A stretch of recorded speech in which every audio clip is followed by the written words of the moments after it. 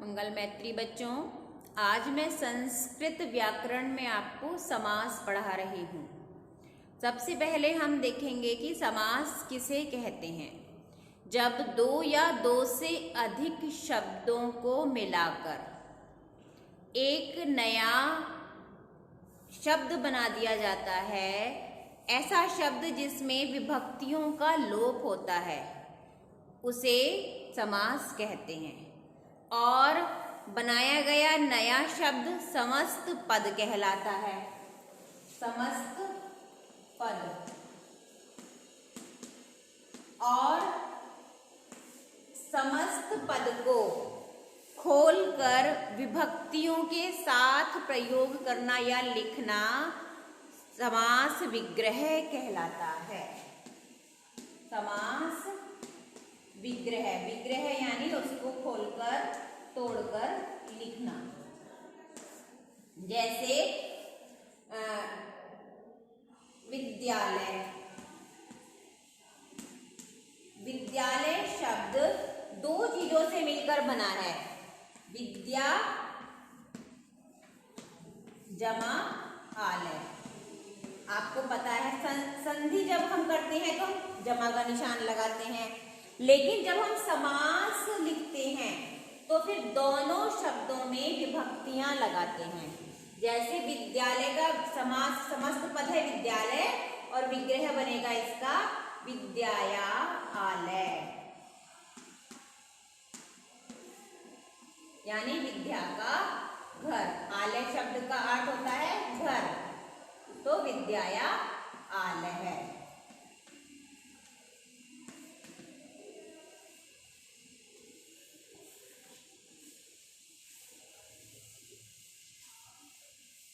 ये हो गया हमारा समास और समास विग्रह। यानी आपको समझ में आ गया, सब शब्दों के समूह को जोड़कर एक शब्द बनाना समास कहलाता है, और जो एक शब्द तैयार होता है उसको हम समस्त पद कहते हैं।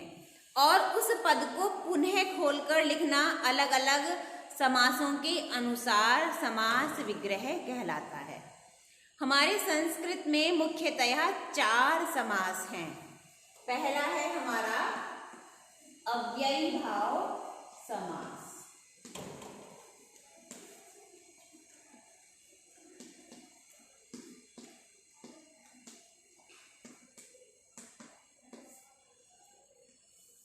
अब आप इतना तो समझ ही गए कि समास जो है वह एक से अधिक शब्दों का समूह होता है, समस्त पद जो होता है। तो हर समास में दो चीजें, दो शब्द, कम से कम 2 शब्द मिलकर समास बनेगा, 2 से कम नहीं होते हैं। तो समास में जो 2 शब्द मिले हुए होते हैं उसमें पहला वाला पूर्व पद, यानी पहला शब्द पूर्व पद और दूसरा हमारा उत्तर पद कहलाता है। पद यानी शब्द, पद का अर्थ है शब्द। पहला शब्द और पूर्व मीन्स पहला शब्द और उत्तर मीन्स पीछे वाला शब्द। जैसे अभी मैंने आपको बताया था विद्यालय, तो विद्या तो है हमारा पूर्व पद और आलय है हमारा, लय क्या था ये आलय, आलय है हमारा उत्तर पद पीछे का। कम से कम 2 शब्दों से मिलकर हमारा समास बनेगा, जिसमें पहला पूर्व पद और पीछे वाला उत्तर पद। हमेशा ध्यान रखिए, क्योंकि समासों की जो परिभाषाएं अब आएंगी वो पूर्व पद और उत्तर पद के आधार पर ही इनकी परिभाषाएं बनती हैं, इसलिए ध्यान रखेंगे। पहला शब्द पूर्व पद और पीछे वाला शब्द उत्तर पद। तो अव्ययी भाव समास। अव्ययी भाव समास कहाँ होता है? जब पूर्व पद यानी पहला शब्द अव्यय हो। अव्यय शब्द आप जानते हैं कौन से होते हैं? वह शब्द जो किसी भी लिंग वचन काल के अनुसार परिवर्तित नहीं होते, वे अव्यय शब्द कहलाते हैं। और अव्ययी भाव समास में पहला पद पूर्व पद अव्यय होगा। जैसे उदाहरण के लिए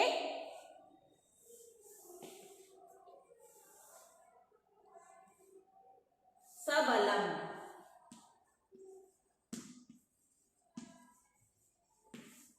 अब यहाँ पर दो शब्द हैं, एक तो स और एक बलम।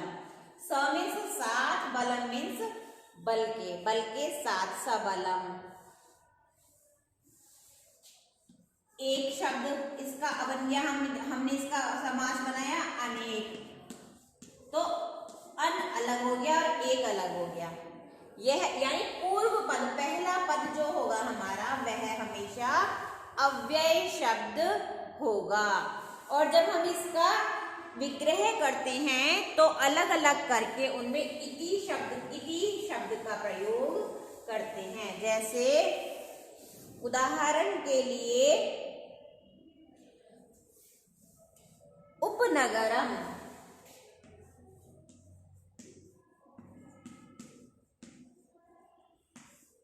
तो हम करेंगे नगरस्य समीपम।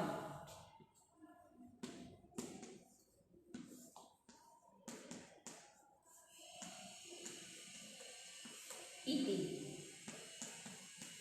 ये हो गया इसका विग्रह। इस तरह जब पूर्व पद अव्यय होगा तो जो समास बनेंगे वह हमारे अव्ययी भाव समास होंगे। अब दूसरा है हमारा तत्पुरुष समास।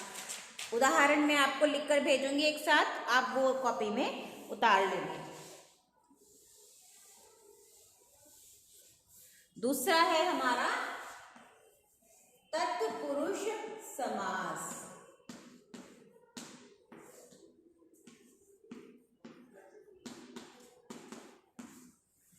जब हमारा उत्तर पद यानी पीछे वाला पद प्रधान होता है, दो पद थे ना, इसमें पूर्व पद अव्यय था, यहाँ पर उत्तर पद हमारा प्रधान होगा। प्रधान यानी मुख्य, दो शब्द हैं, दोनों में पीछे वाला हमारा मुख्य शब्द है, उसी के आधार पे आगे वाले को एक्सप्लेन करते हैं, तो वह तत्पुरुष समास कहलाता है। तत्पुरुष समास 7 प्रकार के अलग अलग विभक्तियों में होते हैं। प्रथमा विभक्ति का होगा तो प्रथमा तत्पुरुष, द्वितीय विभक्ति का होगा तो द्वितीय तत्पुरुष, तृतीय विभक्ति का होगा तो तृतीय तत्पुरुष, और एक नैय तत्पुरुष भी होते हैं। नैय यानी जिसमें न का भाव आता है, नैय तत्पुरुष भी होते हैं। 7 विभक्तियों में तत्पुरुष समास होगा और एक नैय तत्पुरुष भी होगा। नैय जैसे नैय तत्पुरुष में हम लगाएंगे अनाथ, अनाथ, तो नहीं है जो अ शब्द जो है ये हमारा नहीं का भाव दे रहा है, नहीं है नाथ जिसका, अर्थात जो जिसका कोई रखवाला नहीं है वह अनाथ हो जाता है। तो ऐसे जो न का भाव देने वाले समास हैं वह नैय तत्पुरुष में आएंगे। तीसरा समास है हमारा, तत्पुरुष के बाद तीसरा समास है तत्पुरुष में 2 और आते हैं। एक आता है कर्मधारय,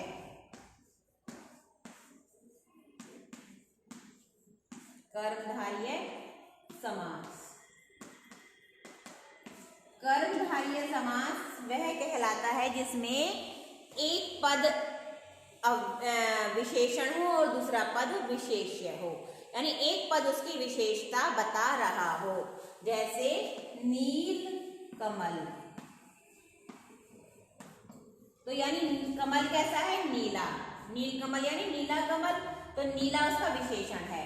तो कर्मधारय समास में एक पद विशेषण होगा, दूसरा विशेष्य होगा, उसकी विशेषता बताएगा। कर्मधारय के अलावा तत्पुरुष में एक प्रकार और होता है द्विगु तत्पुरुष।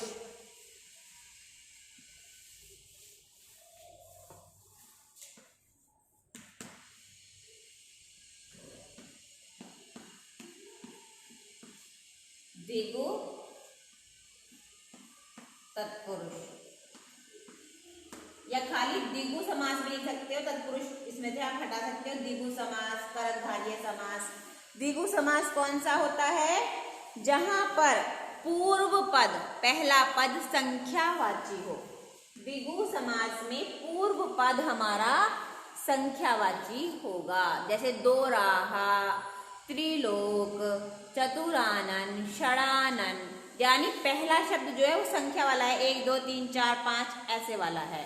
तो जैसे हमने बनाया तिराहा, तिराहा में पहला शब्द जो है संख्या है, तीन का परिचय दे रहा है, 3 राहों का समाहार तिराहा कहलाएगा। तो त्रयराहस्य समाहारः इति तिराहा, इस तरह से इनका विग्रह होता है। तत्पुरुष द्विगु हो गया। अब इसके बाद हमारा अगला समास आता है तीसरे नंबर पे, द्वंद्व समास। द्वंद्व समास में दोनों पद प्रधान होते हैं, पहला पद भी और दूसरा भी।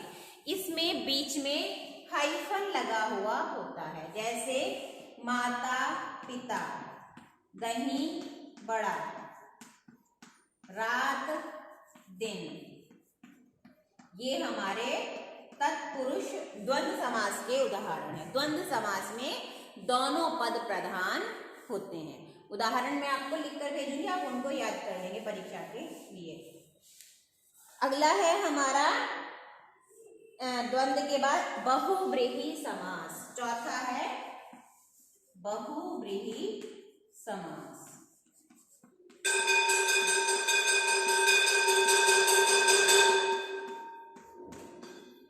बहुव्रीहि समास में दोनों पद मिलकर, पूर्व पद और उत्तर पद दोनों पद मिलकर किसी तीसरे पद की ओर संकेत करते हैं। जैसे दशानन, दश है आनंद जिसके अर्थात रावण। इसमें अर्थात करके हम किसी तीसरे व्यक्ति की ओर जो दोनों से अलग है ऐसा तीसरी चीज की ओर हम संकेत करते हैं, तो वहां बहुव्रीहि समास होता है। आप इनको याद करेंगे, इनके उदाहरणों को और इनके विग्रह करने के तरीके को भी आप याद करेंगे कि कैसे इनका विग्रह हो रहा है।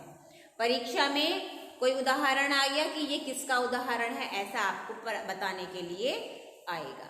आप इसको याद करेंगे और कॉपी में लिखेंगे। धन्यवाद।